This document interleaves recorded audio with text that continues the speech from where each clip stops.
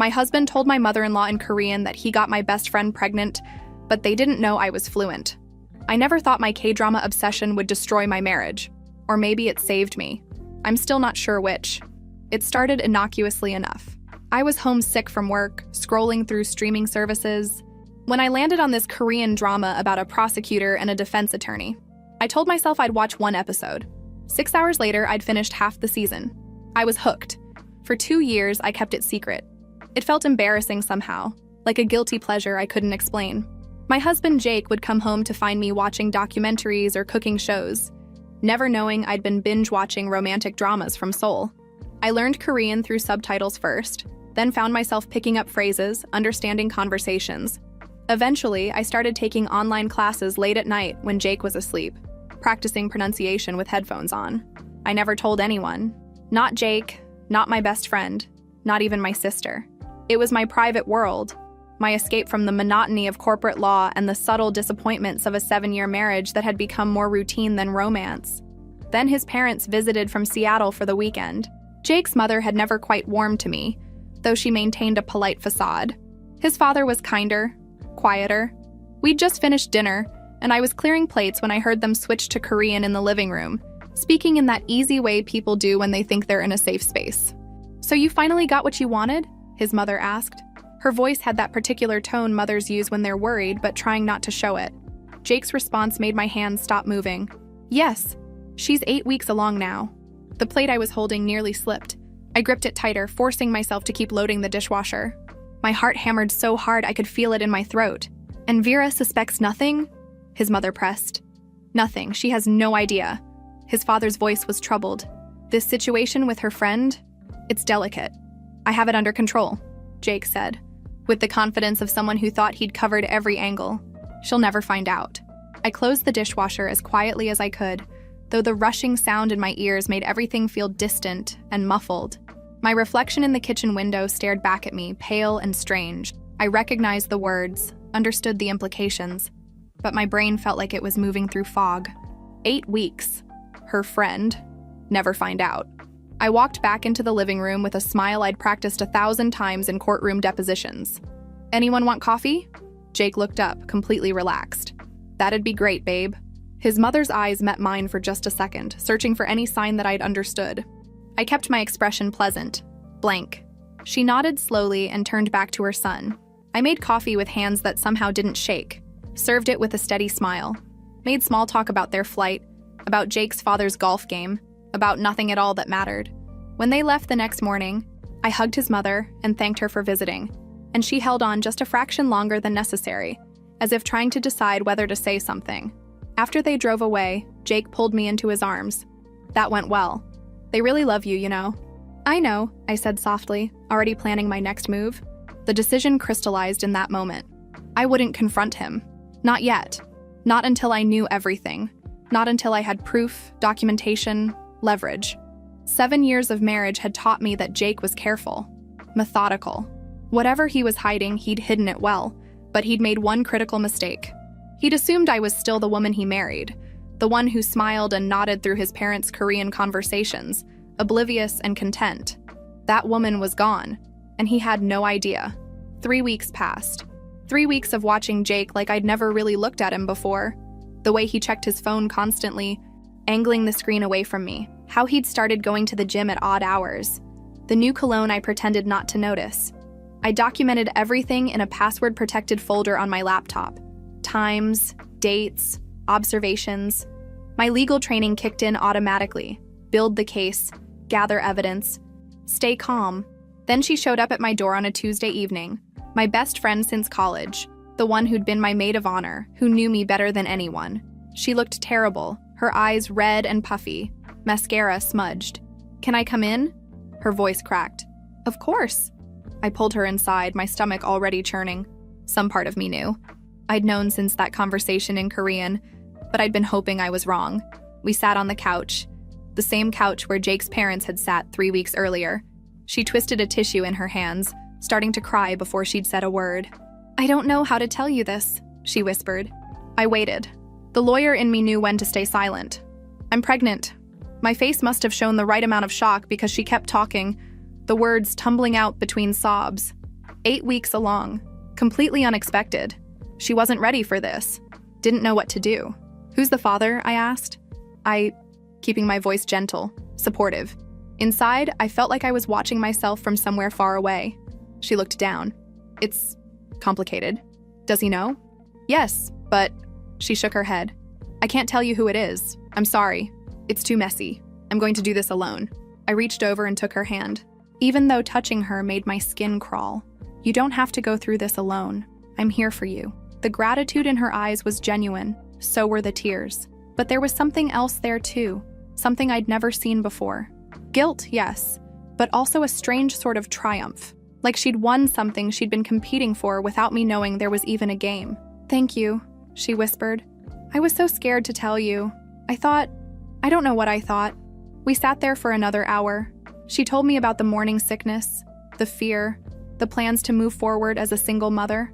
I played my part perfectly, offering support, asking questions, never once revealing that I'd already connected every single dot. 8 weeks. The exact time frame Jake had mentioned. Her refusal to name the father.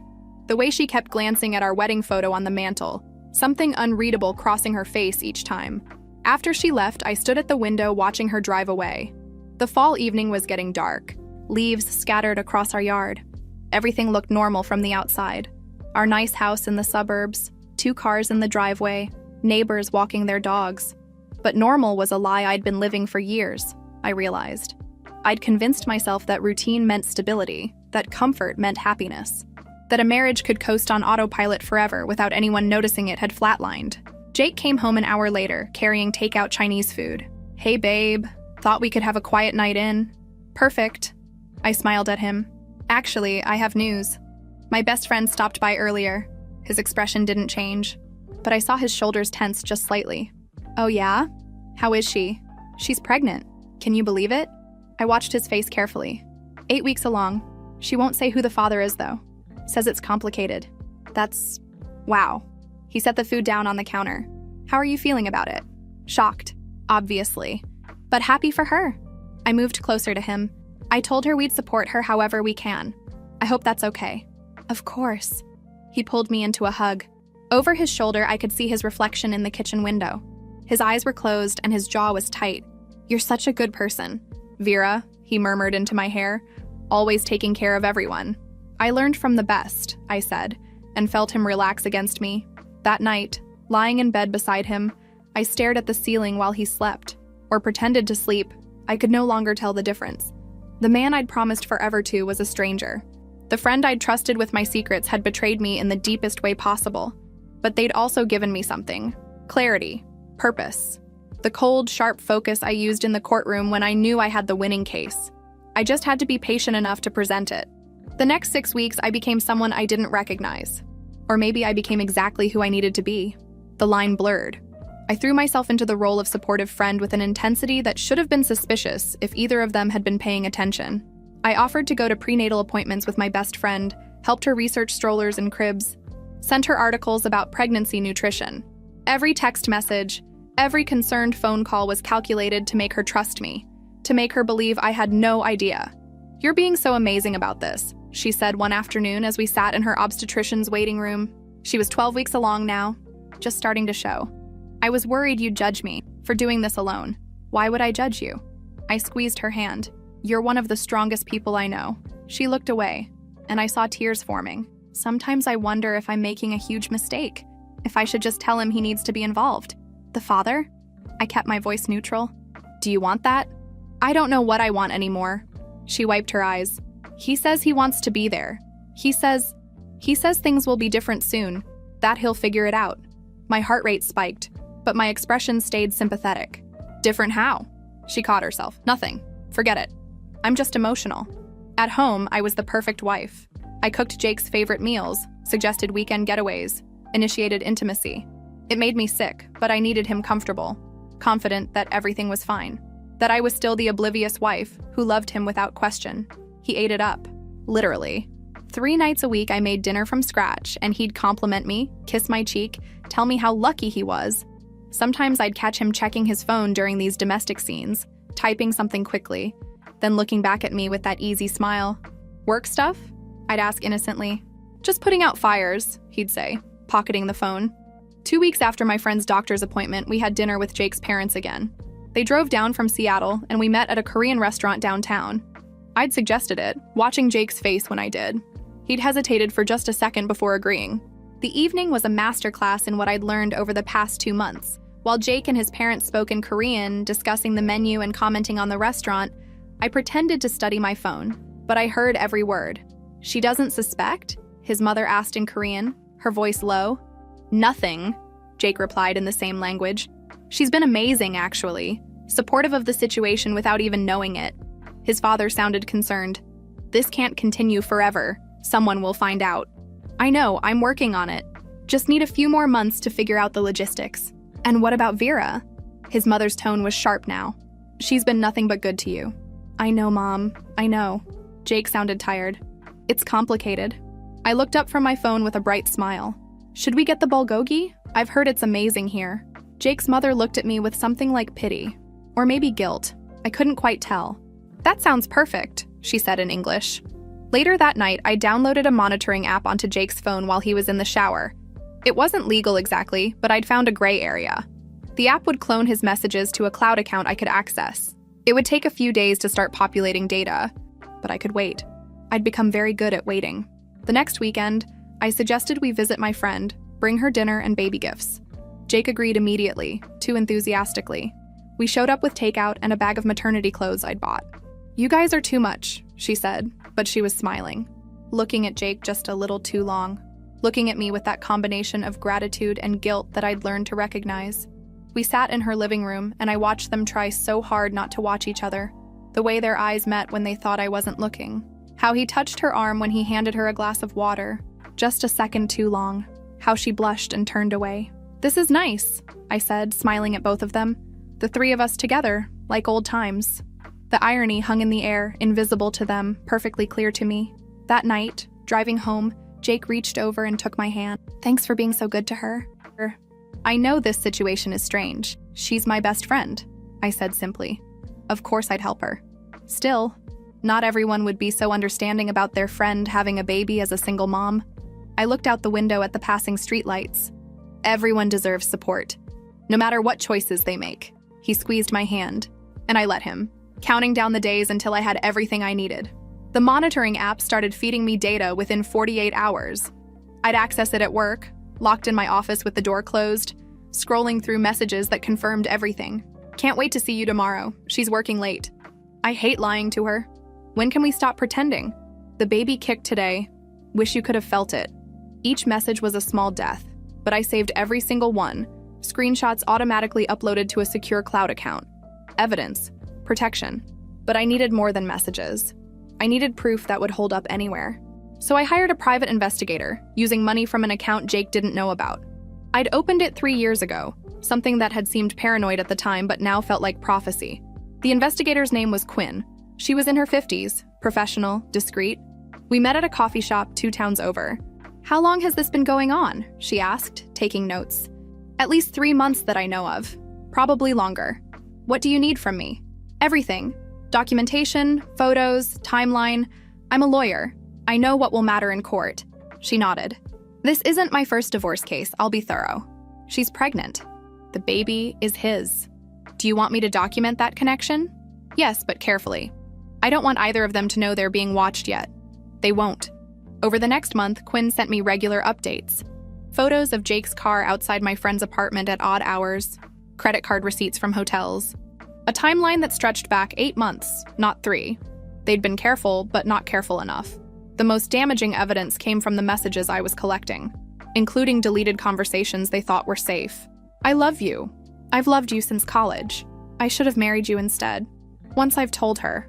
We can finally be together. What about the house? My lawyer says it'll be split, but I'm okay with that. You're worth it." I read that last message 3 times, sitting in my car in the office parking garage. My lawyer. He'd already started planning his exit, his new life. While I'd been making him dinner, he'd been strategizing how to leave me. The anger was a living thing inside me, but I channeled it into action. I opened a separate bank account at a different institution, started transferring money in small amounts that wouldn't trigger alerts. Not stealing, just protecting what was mine. I removed my grandmother's jewelry from our safe deposit box, along with important documents, stored them in a safe deposit box at another bank, one in my name only. I made copies of tax returns, investment statements, property deeds, everything that showed what we owned together, what I was entitled to. "You're better at this than most of my clients," Quinn said during one of our meetings. "Most people are too emotional to think strategically." "I'm emotional," I admitted. "I'm just good at waiting to fall apart." At home, the charade continued. Jake had started dropping hints about changes coming, about maybe wanting to move somewhere new, start fresh. "What brought this on?" I asked one evening as we sat on the couch. "Just thinking about life, about what we want. If this is really it for us." The words hung there, and I could see him working up to something, testing the waters. "Are you happy, Vera?" he asked quietly. It was the first honest question he'd asked me in months. I thought about lying, maintaining the illusion, but something in me couldn't quite manage it. "I thought I was," I said carefully. "But lately I've been wondering if happy is the same as comfortable. If maybe I've been settling." He looked surprised, like he'd never considered that I might have doubts too. "Have you thought about what you'd want? If things were different?" "Freedom," I said, and meant it. "I think I'd want to feel free again." He nodded slowly. "Yeah, I get that." We sat in silence for a while, and I realized this was the most honest conversation we'd had in years. Both of us circling around the truth, neither brave enough to say it directly. But I didn't need him to be brave. I just needed him to stay complacent while I finished building my case. That night, after he fell asleep, I logged into the cloud account and reviewed everything. Messages, photos, financial records, timeline documentation. Quinn's reports were meticulous. The case practically built itself. But I wasn't ready yet. There was still one more piece I needed. One final, undeniable proof that would end any argument about whose baby she was carrying. And I was getting close to figuring out how to get it. She was 18 weeks along when she decided to have a baby shower. Early, but she wanted to celebrate before she got too uncomfortable. I offered to help plan everything. "You don't have to do all this," she said as we addressed invitations at her apartment. "I want to," I assured her. She smiled, one hand on her bump. "I keep thinking he'll want to be here, that he'll change his mind about staying hidden. Would you want that?" "I don't know anymore. Sometimes I think about just telling everyone, but it's too complicated. Too many people would get hurt." The shower was at a restaurant with a private room. 20 women showed up, friends and family, all cooing over baby clothes and tiny shoes. I'd chosen my outfit carefully. A blue dress Jake once said brought out my eyes. I wanted to look good. Jake stopped by, supposedly just to drop off a gift. But his timing was perfect, right when he'd texted me saying he had a client meeting. Another lie. "I won't stay long," he said, handing my friend a wrapped box. "You didn't have to get me anything," she said, but her eyes were bright. "Of course I did. Your family." I watched them from across the room. His hand lingered on her shoulder. Her fingers brushed his as she took the gift. The way they looked at each other when they thought no one was watching. But I was always watching now. Jake's mother arrived 20 minutes later. I hadn't known she was invited. In Korean, she asked my friend, "How are you really feeling?" "Scared," my friend replied in Korean. She spoke it too, another secret. "But happy. Is that wrong?" "No, dear. Though perhaps it should be." Jake's mother glanced at me. I took photos throughout the afternoon, but I made sure to capture other things too. Jake's hand on my friend's lower back, the way they stood too close. His mother watching them with concern, then watching me with pity. When I suggested a group photo, I positioned myself next to Jake, smiled at the camera like everything was perfect. Like I didn't notice how his body angled toward her. "Perfect," I said, checking the shot. Evidence, documented and dated. After Jake left, I helped clean up. My friend was tired, overwhelmed. "Thank you," she said. "You're the best friend anyone could ask for." The words should have hurt more, but I'd gone numb to that pain. "That's what friends do," I said. That night, I uploaded all the photos to my secure drive and emailed Quinn. "I need to obtain a DNA sample from my husband. Legally. What are my options?" She replied within an hour. "Get me something he's used and discarded. A cup from a coffee shop, something public, abandoned property. I'll handle the rest." Simple, legal, brilliant. The next evening, I suggested we go out for dinner. Jake agreed easily. We went to a restaurant downtown, ordered wine and pasta, had easy conversation like we used to. "This is nice," he said, reaching for my hand. "We should do this more often." "We should," I agreed. And I meant it. This was the last nice moment we'd probably ever have. I wanted to remember it.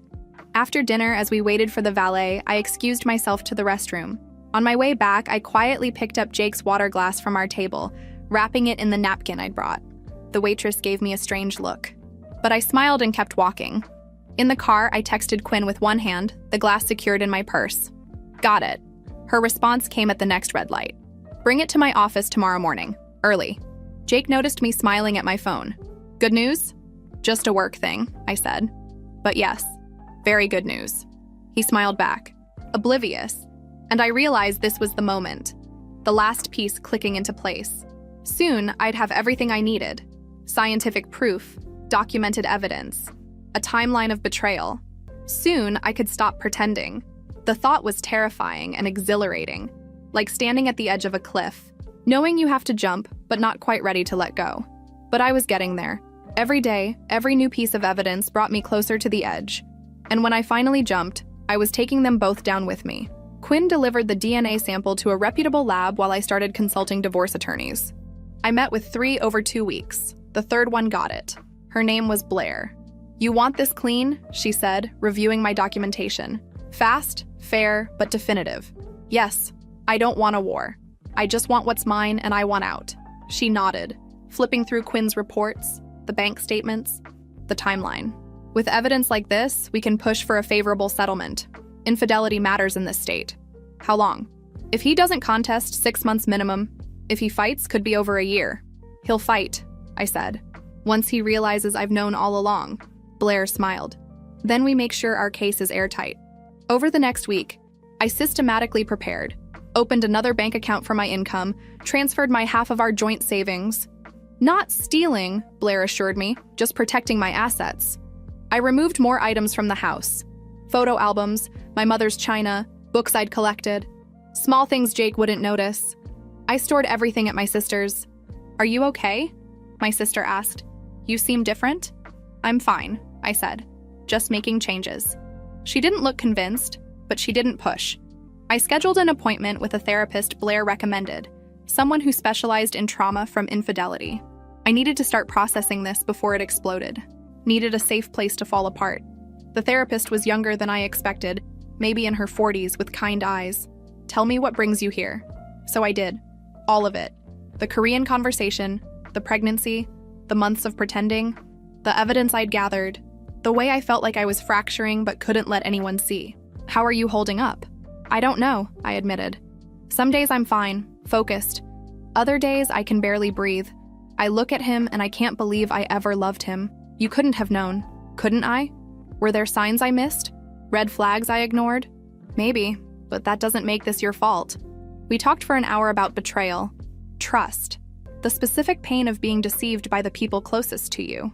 She didn't offer easy solutions, just listened, helped me untangle the emotions I'd been suppressing. What you're doing, the way you're handling this, she said as I left. It's smart. You're protecting yourself. That matters. 10 days after I'd given Quinn the glass, the DNA results arrived. I was at work, door locked. My hands shook as I opened the attachment. Probability of paternity, 99.9%. I'd known, but knowing and having scientific proof were different things. This made it real. I forwarded the results to Blair and Quinn, then saved 3 copies in different secure locations. This was it. The final piece. The evidence that would end my marriage and destroy a 15-year friendship. That evening, I went home and cooked dinner like always. Jake came in, kissed my cheek, asked about my day. We ate pasta and talked about a movie we might see that weekend. Normal, routine, a complete lie. After dinner, as I loaded the dishwasher, Jake came up behind me and wrapped his arms around my waist. I love you, he said quietly. He hadn't said those words in months. The timing felt significant. I love you too, I said automatically, the words hollow. He held on for a moment, then let go. I'm going to take a shower. When I heard the water running, I pulled out my phone and opened my secure folder. Everything was there. Messages, photos, financial records, DNA results, Quinn's report, complete documentation of betrayal. I had everything I needed. The only question was when to use it. Blair had suggested waiting until after the baby was born, making the confrontation less complicated. But I wasn't sure I could maintain the act that long. I was running out of pretend smiles. Running out of energy it took to look at them and not scream. I texted Blair. How much longer should I wait? Her response came quickly.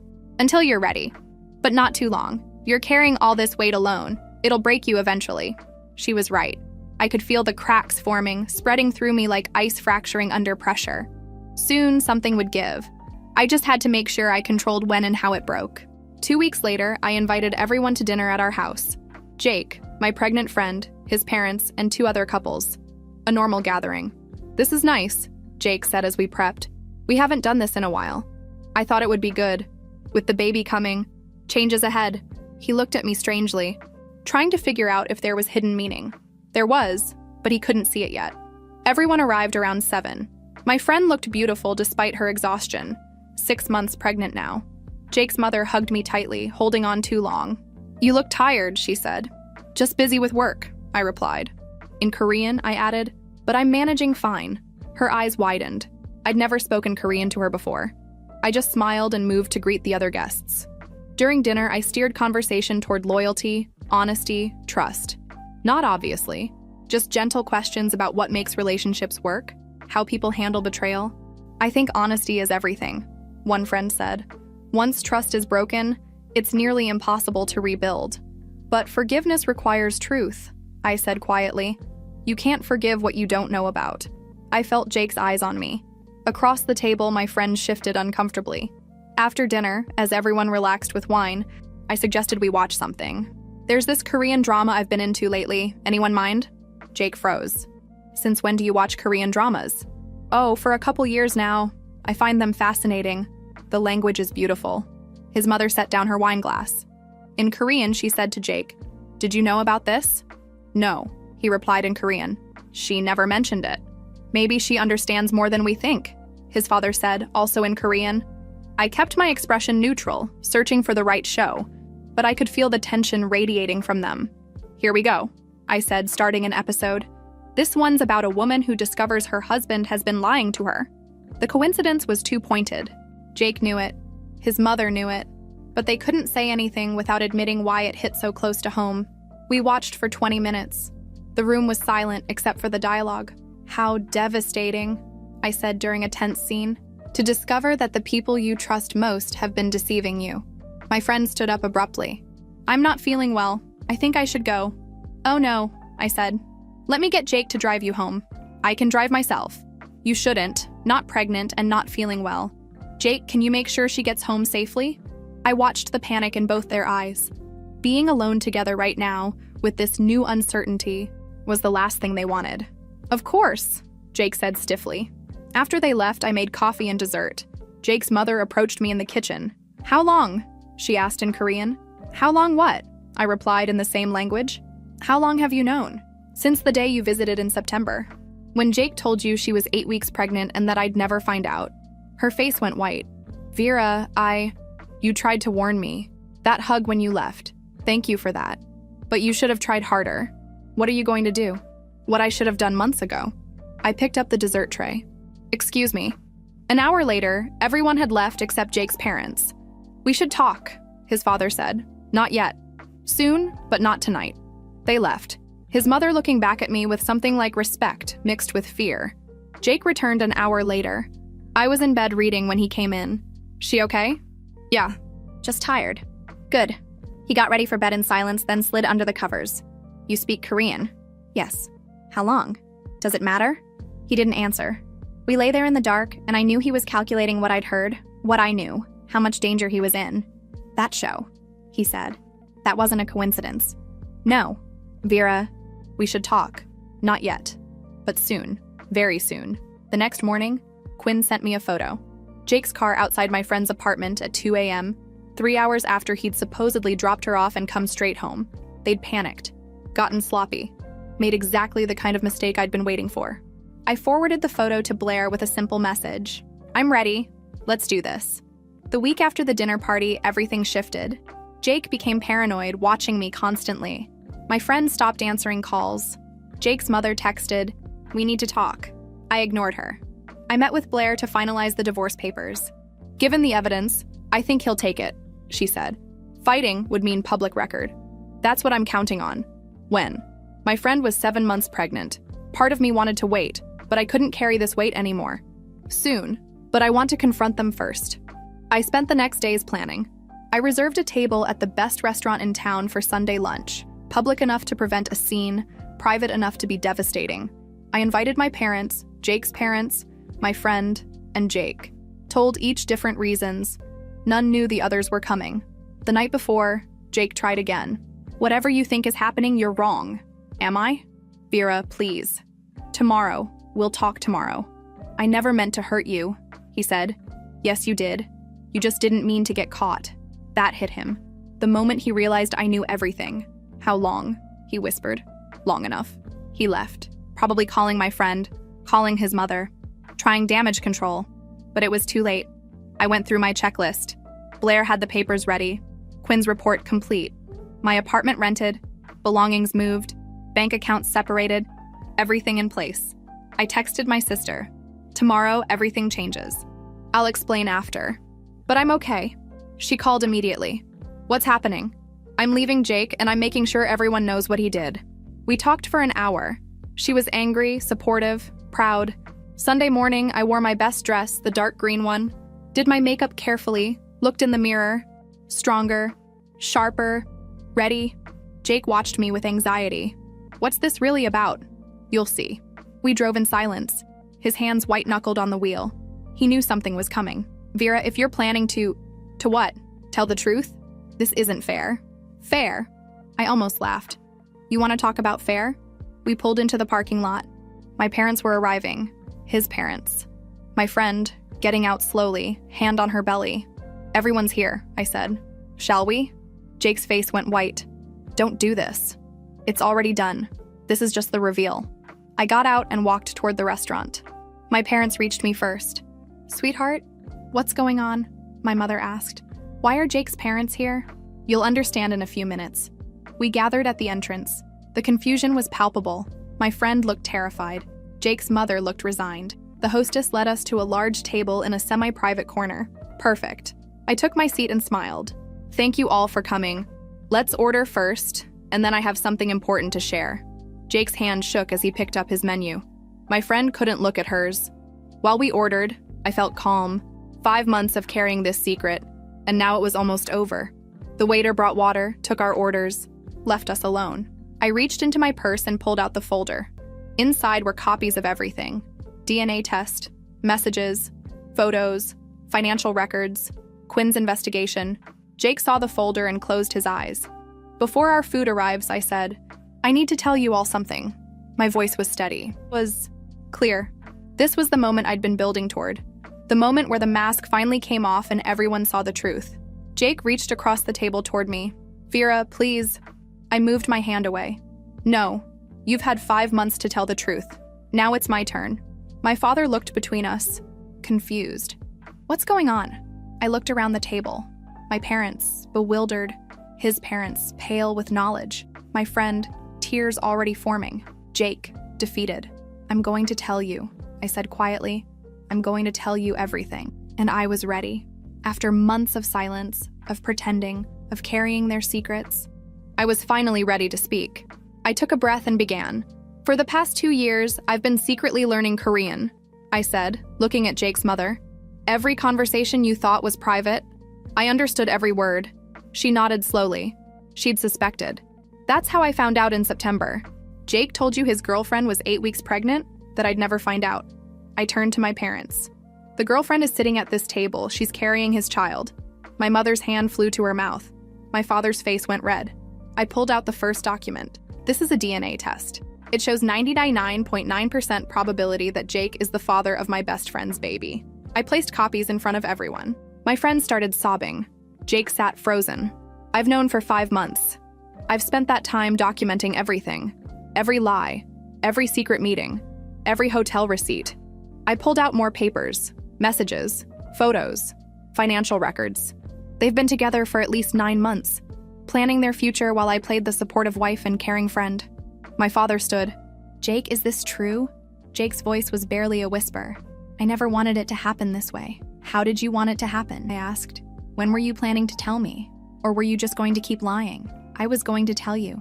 I just needed time. Time for what? To cover your tracks? You already consulted a lawyer. I have proof.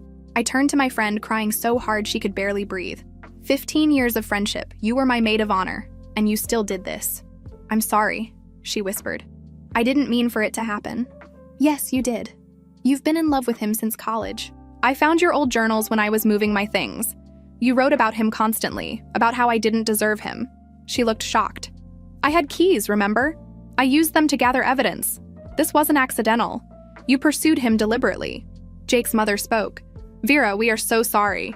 You were protecting your son. I understand. What I don't understand is how he could do this.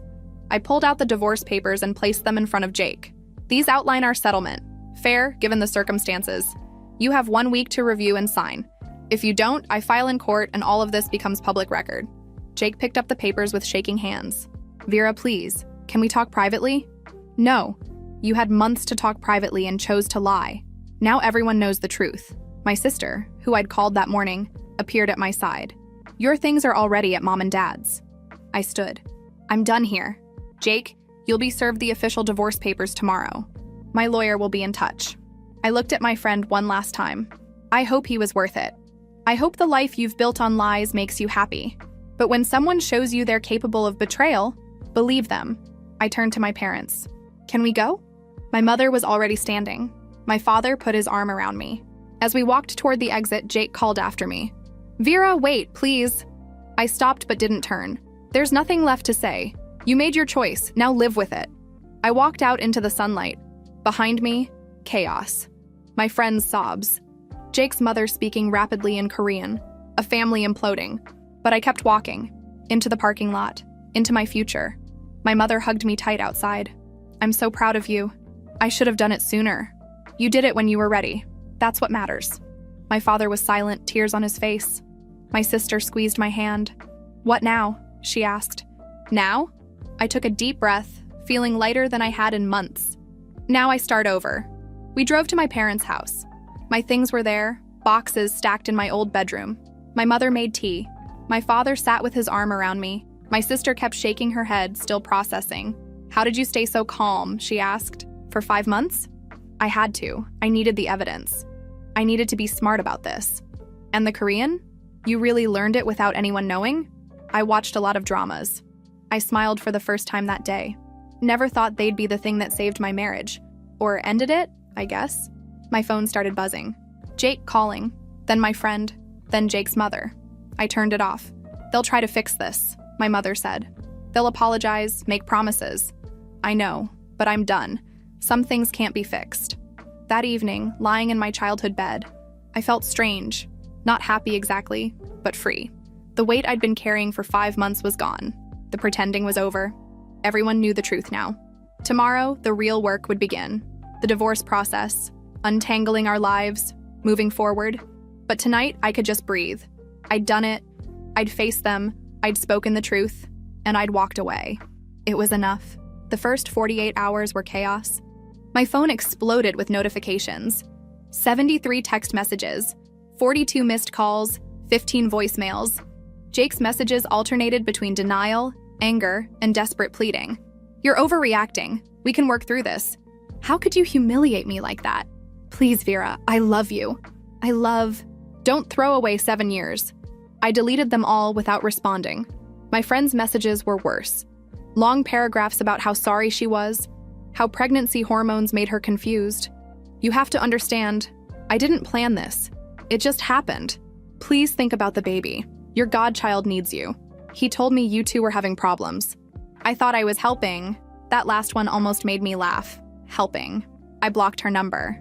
On Tuesday, she showed up at my parents' house. I watched through the window as she rang the doorbell repeatedly. My mother had to tell her to leave. She's not ready to see you, my mother said firmly, and I don't know if she ever will be. Please, just let me explain. There's nothing to explain. You know what you did. My friend broke down, sobbing on the porch until my father came out. She left a handwritten letter that I tore up without reading. Jake's parents tried differently. They sent flowers with a card in English and Korean, apologizing. Jake's mother left a voicemail. Vera, I am so sorry. I should have told you immediately. You deserved better. You deserved the truth. I saved that voicemail, the only genuine apology I'd received. Blair called Tuesday evening. Jake signed the papers. Already? He knows he has no leverage. Fighting would cost more, both financially and in reputation. So it's done? In 6 months. That's the mandatory waiting period. But yes, essentially done. 6 months. Half a year until I was officially single. Jake tried once more Wednesday. He showed up at my office. I gave him 5 minutes in a conference room. He looked terrible. "I'm sorry," he said. "I never wanted to hurt you, but you did, repeatedly, for months. I know I was a coward. I should have ended things with you first. But I thought..."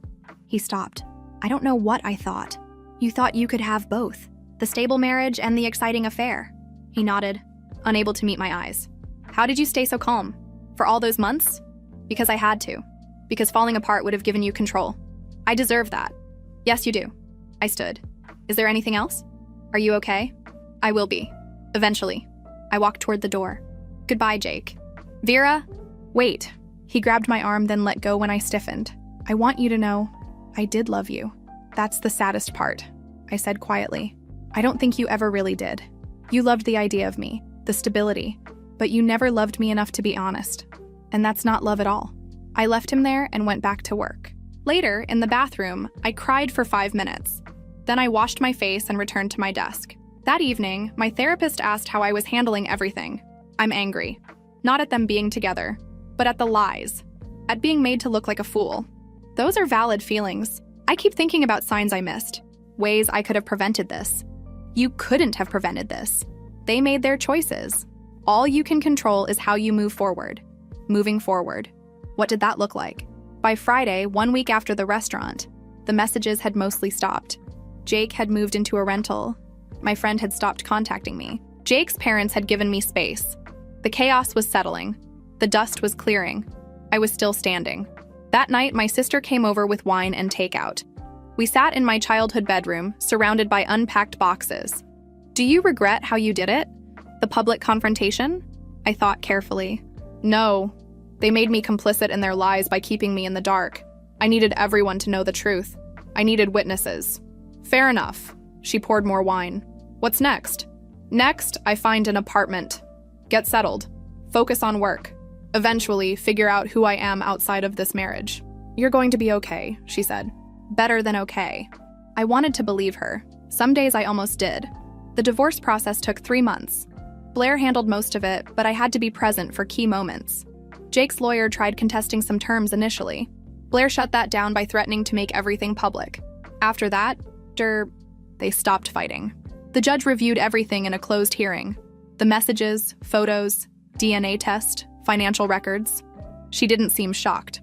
"Mr. Cooper," she said, "given the evidence, I'm approving the settlement as written. You should consider yourself fortunate."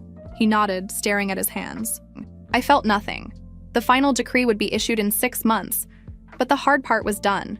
Clean, final. My friend tried suing me for invasion of privacy.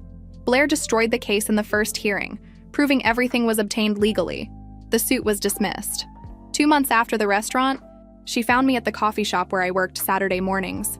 8 months pregnant now, moving slowly, looking exhausted. She sat down without asking. "I need to tell you the truth, the real truth. I know the truth. Not all of it." She looked down at her coffee. "I've been in love with Jake since college, since that summer when the 3 of us were inseparable. I know, I found your journals, but you don't know why. You don't know what it was like watching you two. You had everything so easy. The law degree, the job, the perfect family, the perfect life, and him. I felt something cold settle. So this was about me? Not him? Both." She looked up and I saw something ugly there. "I wanted to prove I could be chosen, that I wasn't just your sidekick, your supporting character. I wanted someone to choose me over perfect Vera. So you destroyed a marriage to prove a point? I thought he loved me. I thought once you knew, he'd leave you and we'd be together, that I'd finally have what you had. And how's that working out?" She laughed bitterly. "He barely calls, says he needs space. The baby's due in 3 weeks and I don't know if he'll be there. I should have felt satisfaction, but I just felt tired." "What did you expect? You saw what he's capable of. I thought I was special. You weren't. You were just convenient. Now you're stuck raising his child while he figures out his next move." She started crying. "I ruined everything. I lost you. I lost myself. For a fantasy. for an idea of a life you thought you wanted. I stood. I can't forgive you. Maybe someday, years from now, but not today. I understand. No, you don't. You don't understand what it's like to have your best friend betray you like this. I did love you, she whispered. That part was real. Then you have a strange way of showing love. I left her there and didn't look back. The final court date came 3 months after that. Jake and I sat on opposite sides. He'd lost weight, looked older. The judge signed the papers. 7 years of marriage dissolved. We walked out separately, no final words. Just an ending. Blair met me outside. How do you feel? Free, sad, relieved, angry, all of it. That sounds about right. She handed me a folder. Keep it somewhere safe. In case he tries something? In case you need to remember you did the right thing, that you were strong enough to choose yourself. That night I went back to my apartment. 1 bedroom, hardwood floors, east-facing windows. Mine, just mine. No shared space, no joint decisions, no compromises. I poured wine and sat by the window, watching city lights. My phone buzzed. My sister. Heard it's official. How are you? I'm okay. Really okay. And I was. Not healed entirely, but okay. I'd survived the betrayal, the confrontation, the divorce. Changed, but not broken. The woman who'd married Jake 7 years ago was gone. The woman who'd trusted blindly, who'd settled for comfortable, who'd ignored her instincts. In her place was someone harder, someone who knew her worth, someone who'd learned that sometimes the strongest thing is walking away. I thought about Jake occasionally, about my former friend, about the baby that would be born into this mess. But I didn't dwell. They'd made their choices. They'd live with consequences. And I'd live with mine, building something new, something true, something that belonged only to me. 6 months after the divorce was finalized, I woke up to sunlight streaming through my east-facing windows. Saturday morning, nowhere I had to be. I made coffee and stood at the window watching the city wake up. This view felt like mine in a way the old house never had. Every piece of furniture I'd chosen, every book on the shelf I actually wanted to read. No compromises, no shared space that never quite felt like home. Work had been exceptional. Without the emotional drain of a failing marriage, I'd thrown myself into cases with renewed focus. 3 months ago, I'd made junior partner, youngest in the firm's history. My name was going on the letterhead. Yeah. My phone buzzed. My Korean language instructor at the community college. Don't forget, conversation practice tomorrow at 2 Junbidwe Soyo. I smiled and typed back in Korean. Ready. Learning Korean had stopped being a secret shame and started being something I was proud of. I'd joined a K-drama discussion group, made friends with other students. Next month, I was finally going to South Korea. 2 weeks, just me, exploring Seoul and everything I'd seen in shows for years. My parents said I seemed lighter now. My mother commented she hadn't realized how much I'd been shrinking myself to fit into that marriage until she saw me expand out of it. The doorbell rang. My sister with coffee and pastries. Breakfast delivery, also news. Ran into someone at the grocery store. My former friend. How'd she look? Tired, alone. Baby's 3 months old. Jake sees the kid every other weekend. No relationship. No happy family. I sipped my coffee, trying to find satisfaction in their unhappiness. But mostly, I felt nothing. I genuinely don't care what happens to either of them anymore. That's growth, my sister said.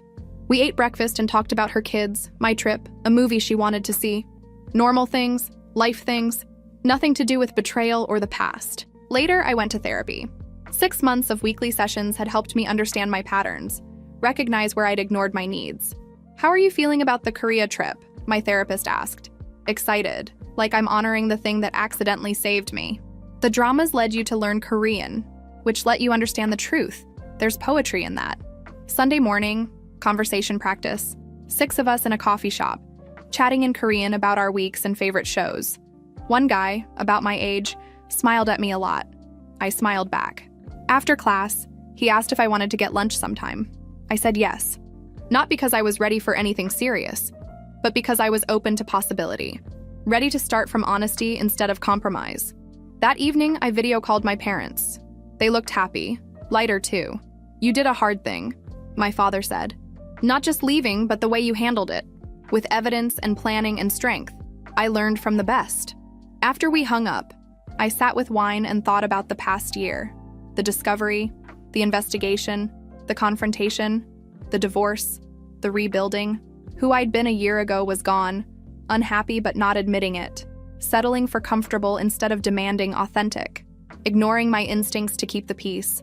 In her place was someone harder in some ways, more careful about trust, but also more honest, more willing to walk away from things that didn't serve her, more willing to pursue joy without shame. I didn't forgive them. Not Jake, not my former friend. Some people think forgiveness is necessary for moving forward, but I'd learned it wasn't. What was necessary was letting go of the anger, the bitterness, the constant replaying. I'd let go of the marriage, the friendship, but I didn't have to forgive them to be free. I just had to stop carrying their betrayal like it was mine to hold.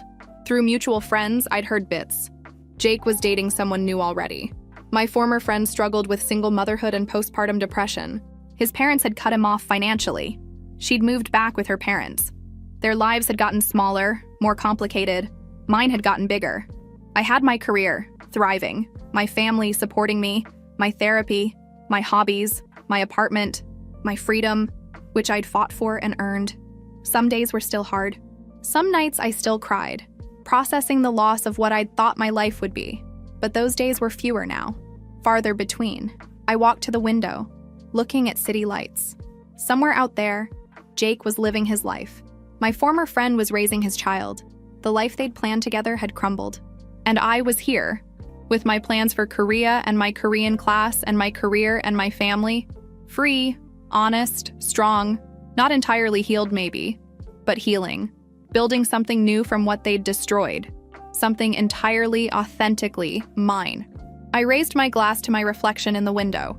To survival. To strength. To the woman I'd become when I stopped pretending and started choosing myself. The woman staring back smiled. For the first time in a long time, I recognized her completely. She was exactly who she was supposed to be. Finally.